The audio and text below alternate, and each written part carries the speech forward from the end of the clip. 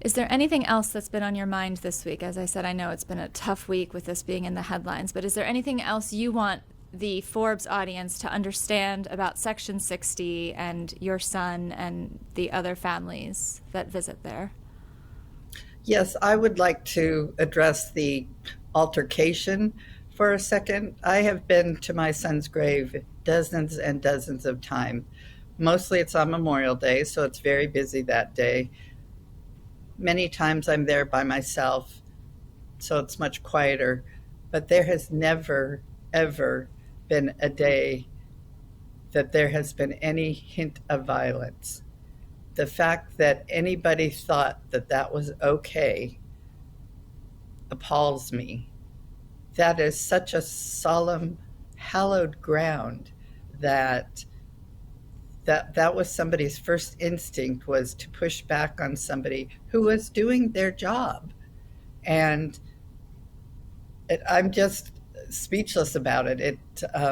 It just hurts my heart that somebody thinks that.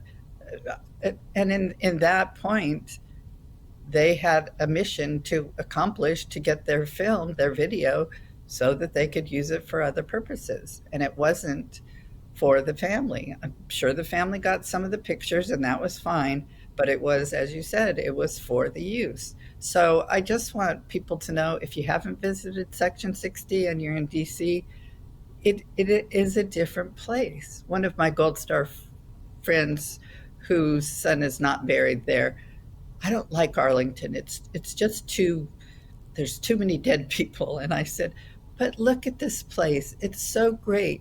And one of the reasons that I chose to have my son buried at Arlington, that is a choice that the military gives us. I live in California, is that I knew that if any of his returning battle buddies were in Washington, D.C., that they might be able to visit him. So every now and then I get this surprise picture in either on Facebook or an email saying, I visited Ken today. I just wanted you to know. Some of them are people I've never heard of. In fact, one of the visitors of our 35 this year was a young man from Missouri who flew in to Washington, D.C.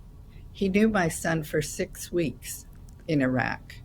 So the relationships that they form in war are different than anything you or I will ever know.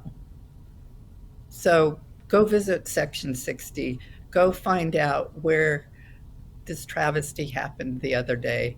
But leave that behind and understand the sacrifice that lays there. And look at the dates on the headstones to see how young this generation of casualties of war were. Karen, Meredith, thank you so, so much for joining us and sharing your perspective. We really appreciate your time. Thank you.